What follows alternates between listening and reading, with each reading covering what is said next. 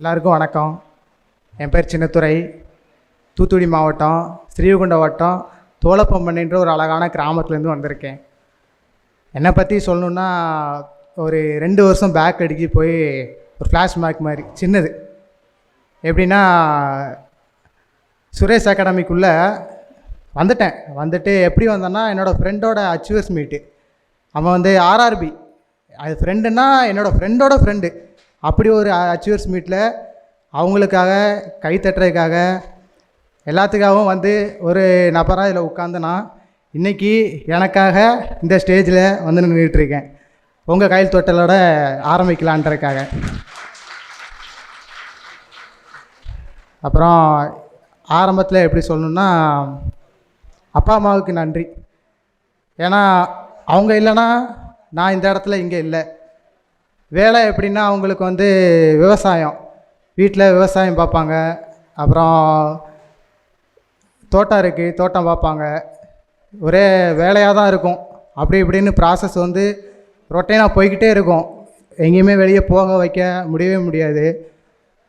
அப்படி இருக்கிறப்போ நான் 12th முடித்து வெளியே வரேன். 12th முடிச்சுட்டு என்ன பண்ணுறது அப்படின்ற ஒரு ஐடியா எனக்கே இல்லை. என்ன பண்ணுறதுன்னு எனக்கே தெரியாதப்போ வீட்டில் கேட்குறேன். அவங்களுக்கும் ஒரு சரி வர ஐடியா எனக்கு சொல்ல தெரில, அவங்களுக்கும் எனக்கும் தெரில.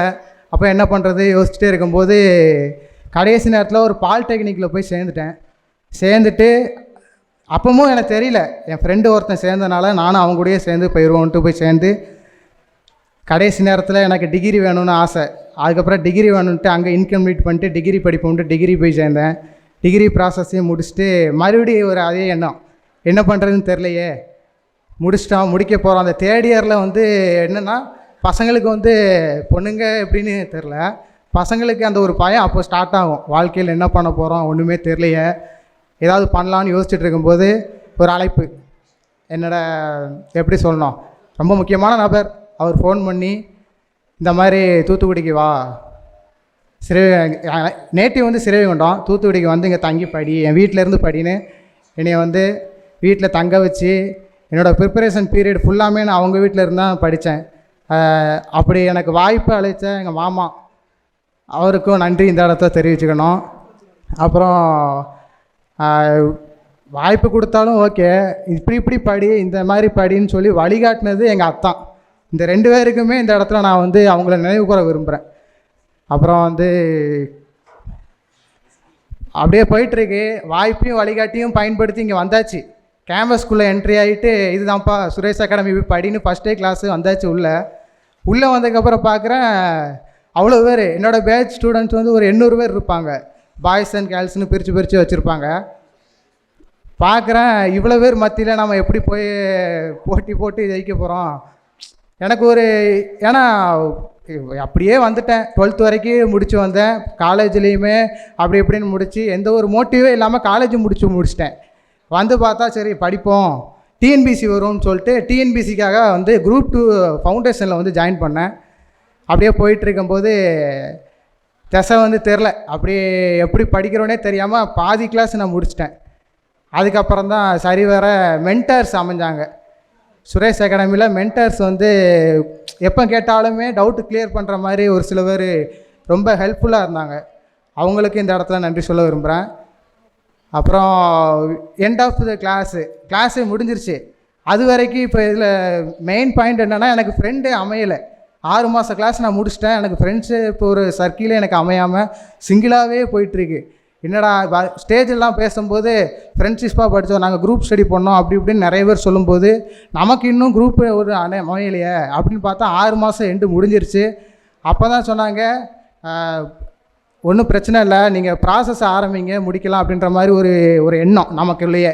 இங்கே வந்து பார்த்தா ஸ்டடி கேர்ள் வந்து நம்ம சுரேஷ் அகாடமி ஸ்டடி கேர்ள் உங்களுக்கு தெரியும், 24/7 எப்போனாலும் இங்கே திறந்தே இருக்கும் நமக்கு.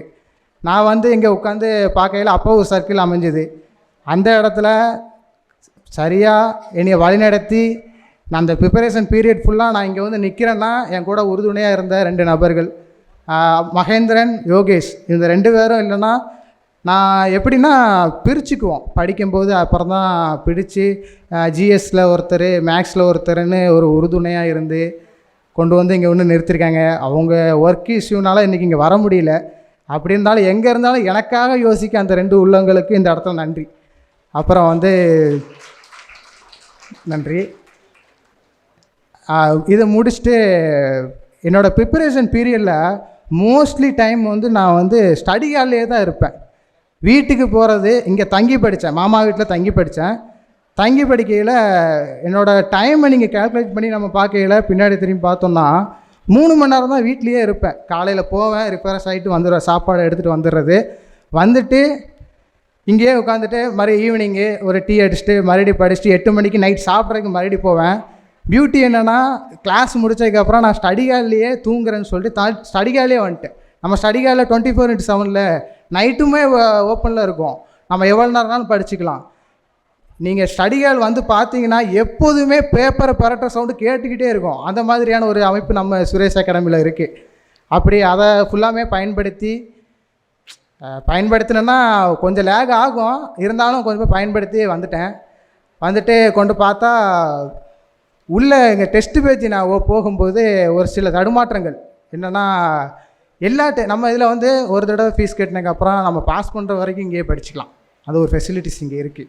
அப்படி போயிட்டுருக்கும்போது எல்லா டெஸ்ட்டு பேஜும் அட்டன் பண்ணேன். அதுதான் ஒரு மேட்ரு. எல்லா டெஸ்ட்டு பேஜும் போட்டுட்டு இருக்கும்போது என்னோட அந்த ஷெடியூலே கம்ப்ளீட் பண்ணவே முடியல. எல்லாத்துக்கும் போய் எழுதிட்டு இருப்பேன், எல்லாரோட கார்டுமே என்கிட்ட இருக்கும், டெஸ்ட்டு பேஜுக்குள்ளே கார்டு. அப்படி போகும்போது என்னோடய அத்தாட்ட இந்த மாதிரி விவரத்தை சொல்லும்போது இப்படிலாம் பண்ணக்கூடாது, என்ன உனக்கு இப்போ டிஎன்பிசிக்குள்ளே இதை மட்டும் கான்சன்ட்ரேட் பண்ணு, டிஎன்யூஎஸ்ஆர்பிக்குள்ளெல்லாம் எதுக்கு எழுதணும், அந்த மாதிரியான ஒரு தெளிவை கொடுத்து சரியாக வழிகாட்டினாங்க.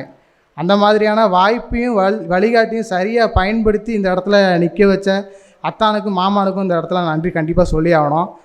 அப்புறம் வந்து நம்ம ப்ரிப்பரேஷன் பீரியடில் நிறைய தடங்கள் வரும், கஷ்டம் வந்து கண்டிப்பாக வரும். எப்படி கஷ்டம் வந்துன்னா நம்மளாக போய் மாட்டிக்கிறது எதுவுமே கிடையாது, நம்ம சுற்றி அவங்களே வந்து நம்மகிட்ட கஷ்டம் கொடுக்க பார்ப்பாங்க. யார்? ரிலேட்டிவ்ஸ் தான். அவங்க வந்து நம்ம ஊர் பக்கம் போனாலே என்னப்பா அந்த ஒரு வார்த்தையிலே தெரிஞ்சு போயிடும், எப்படி என்ன கேட்குறாங்கன்னு மோட்டிவே அதுலேயே தெரிஞ்சிடும். அந்த மாதிரியான ஒரு அமைப்புலாம் இருக்கும். அப்புறம் இங்கே பசங்களை பேசும்போது ஒரு சில கால்லலாம் அவங்க வீட்டில் பேசுவாங்க, அந்த மாதிரிலாம் ரொம்ப ப்ரெஷர் சொல்லுவாங்க. வீட்டில் நடக்கிற பிரச்சனையை இங்கே ஸ்டூடெண்ட்ஸ்கிட்ட ஷேர் பண்ணாமல் இருந்தால் பெட்டராக இருக்கும்னு தோணும் எனக்கு. அப்போ பேசும்போதெல்லாம் அந்த மாதிரியான ஒரு இது எனக்கு இல்லவே இல்லை. ஏன்னா வீட்டில் நடக்கிற பிரச்சனை எதுவுமே என்கிட்ட காதுக்கே வராது. நான் 2 வருஷம் இங்கே ப்ரிப்பரேஷன் பீரியடில் எந்த விதமான இதுவுமே ஃபேஸ் பண்ணாமல் கரெக்டாக மூவ் பண்ணி கொண்டு போகிறதுக்கு என்னோடய ஃபேமிலி மெம்பர்ஸ் ரொம்ப சப்போர்ட்டிவாக இருந்தாங்க, அவங்களுக்கும் ரொம்ப தேங்க்ஸ். அப்புறம் வந்து காலேஜ் படிக்கும்போது ஒரு சின்ன இது, எப்போதுமே காலேஜ் படிக்கும்போது அந்த டீனேஜ் இயரில் ஒரு தடுமாற்றம் ஏற்படும். அந்த மாதிரியான ஒரு தடுமாற்றத்தில் நான் தசை மாதிரி போகாமல் என்னை இறுக்கி பிடிச்ச என்னோடய ப்ரொஃபஸர், அவரை இந்த இடத்துல நினைவு கூறணும். அவர் பேர் வந்து டாக்டர் சரவணன். அந்த சாருக்கு நான் ரொம்ப ரொம்ப நன்றி சொல்ல கடமைப்பட்டிருக்கேன். அவர் மட்டும் என்னை தசை மாதிரி போக விடாமல் எனக்கு இறுக்கி பிடிச்சிருந்தார். அதனால நான் இந்த இடத்துல கொஞ்சம் வேறு எங்கேயும் லேக் ஆகாமல் வந்த காரணம் அவர் தான். அவருக்கும் இந்த இடத்துல நன்றி. இப்போ படிச்சுக்கிட்டு இருக்கிற ஆஸ்பிரண்ட்ஸுக்கும் இதுக்கு படிக்க போகிற ஆஸ்பிரண்ட்ஸுக்கும் என்னென்னா, ஒரு இன்ஸ்டியூட்லேயோ இல்லை எங்கேயோ வந்து சேரையில் ஒரு டெஸ்ட் பேஜ்னால் அந்த ஒரு டெஸ்ட் பேஜில் கண்டிப்பாக ஜாயின் பண்ணிடுங்க. அந்த டெஸ்ட் பேஜை மட்டுமே ஃபாலோ பண்ணுங்கள். அது இதுன்னு மாறி போகாமல் அதை மட்டுமே ஃபாலோ பண்ணால் பெட்டராக இருக்கும். மோஸ்ட்லி ஆஸ்பிரண்ட்ஸ் மத்தியில் என்ன தோணுன்னா, சிலபஸ் கம்ப்ளீட் பண்ணவே இல்லை, எப்படி நான் டெஸ்ட் பேஜ் ஜாயின் பண்ணி போடுறது அந்த மாதிரி சொல்லுவாங்க. அப்படி இல்லை, என்னோடய கருத்தில் சொல்லணுன்னா, டெஸ்ட் பேஜ் ஜாயின் பண்ணாலே நீங்கள் சிலபஸ் தானாகவே கம்ப்ளீட் ஆகிரும். எண்ட் ஆஃப் தி டெஸ்ட் பேஜில் நீங்கள் திரும்பி பார்க்கையில் சிலபஸை நமக்கு தெரியாமே அதை கம்ப்ளீட் பண்ணி வச்சு முடிச்சிருப்போம். அதுக்கப்புறம் இன்னொரு டெஸ்ட் பேஜ் நமக்கு தான் வட்ட டெஸ்ட் பேஜ் போட்டுகிட்டே இருக்காங்களே, டெஸ்ட் பேஜில் அடுத்த டெஸ்ட் பேஜ் போகும்போது அது ரிவிஷனாக மாறிடும், மெயின் எக்ஸாம் வரும், தட்டி தூக்கிடலாம். அப்படி வந்தவன் தான் நான் இந்த இடத்துல.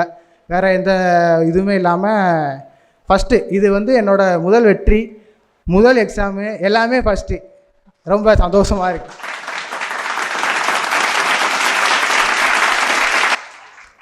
இப்படி வர்றதுக்கு இந்த முதல் வெற்றின்னு இவ்வளோ சந்தோஷமாக சொல்கிறதுக்கு காரணம் என் மேலே நம்பிக்கை வைத்த சில பேர்.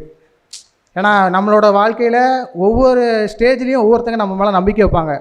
அந்த மாதிரியான நம்பிக்கையை என்றைக்குமே நம்ம நினைவு கூர்ந்து அவங்களுக்காகயாவது நம்ம வந்து ப்ராசஸை எந்த ஒரு இடையூறும் இல்லாமல் செய்யணும். செஞ்சுட்டு முடிச்சுட்டு நீங்கள் இங்கே வரையில் தோணும் அவங்களுக்கெல்லாம் இப்போ எந்த இதுவுமே கைமாறு செய்ய முடியாது. இப்போ அப்படி தான் நான் இவ்வளோ பேர் சொன்னதுக்கு நன்றின்னு சொல்லி சாதாரணமாக முடித்த மாதிரி இருக்குது. ஆனால் நன்றின்னு சொல்லி ஒருபடியாக ஒரு சொல்லே முடிச்சிட முடியாது. அந்த மாதிரியான ஒரு ப்ராசஸ் எனக்கு. அப்புறம் வந்து அம்மாவை பற்றி ஒரு இடத்துல இங்கே நினைவு சொல்லணும். என்னென்னா எல்லாருக்குமே எவ்வளவோ கனவுகள் இருக்கும். அம்மா வந்து 10th படிச்சுட்டு இருக்கும்போதே மேரேஜ் பண்ணி வச்சிட்டாங்க எங்கள் அப்பாவுக்கு. அந்த இடத்துல அவங்களோட கனவு எப்படி என்ன ஏதுன்னு அவங்க கேட்டாங்களா என்னென்னு எனக்கு தெரியல. 10th படிச்சுட்டு இருக்க ஒரு ஸ்டூடெண்ட்டு திடீர்னு மேரேஜ் பண்ணி வச்சு இங்கே அப்பா வீட்டுக்கு வந்துட்டாங்க. அந்த மாதிரி போயிட்டுருக்கு. அதுக்கப்புறம் ஃபஸ்ட்டு வருஷம் நானே பிறந்துட்டேன். அப்புறம் தங்கச்சி 2 பேர். இந்த மாதிரி போயிட்டு அவங்களோட அப்பர் ஸ்டடீஸே இல்லாமல் போச்சு. அப்புறம் ஒரு 10 வருஷங்கிட்ட கழித்து டுட்டோரியலில் 12th +2 முடித்து மறுபடியும் டீச்சர் ட்ரைனிங் முடித்து எப்படியாவது தடி மாதிரி வந்துடலான்னு இன்னைய வரைக்கும் அவங்க போராடிட்டே இருக்காங்க.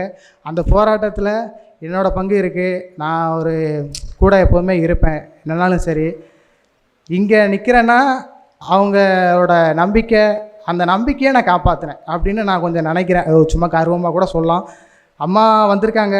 இப்போ கொஞ்ச நேரத்துக்கு முன்னாடி நம்ம ஃப்ரெண்டு ஒருத்தர் பேசியிருந்தாப்புல, வீட்டில் வந்து எனி டைம் ஒரு ஆள் இருந்துகிட்டே இருக்கணும், அந்த மாதிரியான ஒரு சூழ்நிலையில் தான். அதே மாதிரி தான் எங்கள் வீட்லேயுமே எனி டைம் ஒரு ஆள் வீட்டில் இருந்துகிட்டே இருக்கணும். அந்த மாதிரியான அமைப்பில் அப்பாவால் இப்போ வர முடியல. வந்துக்கிட்டு இருக்காங்க, பட் கொஞ்சம் டிலே ஆகுது ட்ராவலில். இப்போ அம்மா மட்டும் ஸ்டேஜில் உங்களை இன்ட்ரடியூஸ் பண்ணி வச்சுக்கிறேன். அம்மா பேர் ராசாத்தி. பேர் ராசாத்தி மாதிரியே நல்ல மனசுக்காரங்க. என்ன யாருக்கு எதுனாலும் எதுவுமே நினைக்க மாட்டாங்க. ஓகேன்ற வார்த்தை மட்டும்தான் அம்மாவோட வாயிலேருந்து வந்துக்கிட்டே இருக்கும். இன்றைக்கி அம்மாவை வந்து என் பக்கத்துலேயே மேலே அவங்க பக்கத்தில் நான் இங்கே நின்றுட்டுருக்கேன்னு சொல்லலுக்குள்ள பெருமையாக இருக்குது. அம்மா ஒரு அம்மா பேசு. அனைவருக்கும் வணக்கம். இது அச்சீவ் பண்ணுவான்னு எங்களுக்கு தெரியும். என்னால் ரொம்ப பேச முடியாது, அழுதுருவேன். ஏன்னா ரொம்ப கஷ்டப்பட்டுருக்கு. பின்னாடி ரொம்ப அவமானங்கள் நிறையா சந்திச்சிருக்கோம். எப்படி சொல்கிறேன், விவசாய ஃபேமிலி. அதனால் சொந்த பந்தங்கள்லாம் ரொம்ப எங்கள் அப்பா நல்ல ஃபேமிலி தான். ஏன்னா நான் பிறந்த வளர்ந்தது எல்லாமே எங்கள் அப்பா வந்து கவர்மெண்ட் ஜாப். அப்போ என்னுடைய இது வந்து எங்கள் வீட்டுக்காரனால விவசாய ஃபேமிலி வந்ததுனால நான் எங்கே ஒரு ஃபங்க்ஷன் போனாலும் அப்படி ஒரு ரெஸ்பான்ஸ் இருக்காது. அப்போ எல்லோரும் சொல்லுவாங்க, உங்கள் பிள்ளைகளாவது நல்ல பொசிஷன் வருவாங்க அப்படின்னு சொல்லிட்டு. அதனால் எங்கள் வீட்டுக்காரர் வந்தால் நல்லா பேசுவார், வந்துட்டுருக்காரு. இப்போ கூட மல்லிகைப்பூ தோட்டம் போட்டதுனால பஸ்ஸுக்கு கொடுத்து விட்டுட்டு வர கொஞ்சம் லேட் ஆகிடுச்சு. இல்லைன்னா அவங்க பார்க்கணும் ரொம்ப ஆசைப்பட்டாங்க. வந்துட்டுருக்காங்களா, இன்னும் ஒரு 1/4 மணி நேரம் ஆகும்னு சொன்னாங்க. அது மாதிரி இவன் வெற்றி பெறணும்னு எங்களுக்கு எல்லாருக்கும் நல்லாவே தெரியும். எங்கள் ஊரில் பார்த்திங்கன்னா இப்படி ஆளாக்கி கொண்டு வந்துட்டேன் அப்படின்னு சொல்லிட்டு ரொம்ப சொன்னாங்க. இவனை நாங்கள் பெற்றெடுத்துக்கு ரொம்ப சந்தோஷப்பட்டுட்ருக்கோம். எப்படி சொல்கிறதுனா பேசவே முடியல. ரொம்ப பயங்கரமான சந்தோஷப்பட்டுருக்கேன். நான் அடையணும்னு நினச்சேன், ஆனால் என்னால் அடைய முடியல. என்னை இது மாதிரி படிக்க வச்சுருந்தா நிச்சயமாக நான் ஒரு கவர்மெண்ட் ஜாப் ஆகிருக்கலாம். எங்கள் அப்பா நல்லா படிச்சிருந்தாங்க, கவர்மெண்ட் ஜாப் தான். ஆனால் எங்கள் அம்மாவால் தான் என்ன படிக்க வேண்டாம் அப்படி சொல்லிட்டு ஸ்டாப் பண்ணிட்டாங்க. ஆனால் எங்கள் வீட்டுக்காரர் கொஞ்சம் ஹெல்ப் பண்ணி படிக்க வச்சோம். படித்தேன். டீச்சர் ட்ரைனிங் இங்கே தான் தூத்துக்குடியில் முடித்தேன். அப்புறம் டெட் எக்ஸாம் ஒரு 2-3 தடவை அட்டன் பண்ணேன். அவ்வளோதான். அதுக்கப்புறம் என்னால் கண்டினியூ பண்ண முடியலை. பிள்ளை 3 ஒரு 2 பொட்டை பிள்ளைல ஒரு ஆம்பளை பையன். அது மாதிரி இவன் படித்து முடிச்சதுக்கப்புறம் எங்கள் பாப்பாவையும் இங்கே தான் நாங்கள் சேர்த்து படிக்க வைக்கணும்னு நினச்சிட்ருக்கோம். 3 பிள்ளைங்க நல்லா இருந்தால் அதுவே எங்களுக்கு ரொம்ப சந்தோஷம். கவர்மெண்ட் ஜாப் என் பையன் வந்தது நான் ரொம்ப ரொம்ப ரொம்ப பயங்கரமான ஹாப்பி. அதுக்கு அளவே கிடையாது. அவ்வளோ நேற்று வரைக்கும் நாங்கள் சொல்லி அவ்வளோ இது பண்ணிகிட்ருக்கோம். எப்படி சொல்கிறது, இதெல்லாம் நினைக்க முடியாது. எங்கள் ஃபேமிலியில் இப்படி எவ்வளோ இது பண்ணுறதுன்னு பார்த்தா தான் அதோட அருமை புரியும். இங்கே படிக்கிறவங்களும் இருக்கீங்க, படித்து முடித்தவங்களும் வந்திருக்கோம், இனிமேல் படிக்க போகிறவங்களும் வந்திருக்கீங்க. இவங்க எல்லாரையுமே படிக்க வைக்கிறவங்களும் இங்கே வந்திருக்கீங்க. எல்லாரையும் ஒரே இடத்துல பார்க்கும்போது ரொம்ப சந்தோஷமாக இருக்குது. நாளைக்கு அவங்கள இங்கே வரும்போது அவங்களுக்கு என்ன நான் சொல்கிறேன் அப்படின்னா, எந்த இன்ஸ்டியூட்டில் சேர்றோன்றதை விட எங்கே சேர்ந்தாலும் படிக்கிறத கரெக்டாக நம்பிக்கை வச்சு படிங்க.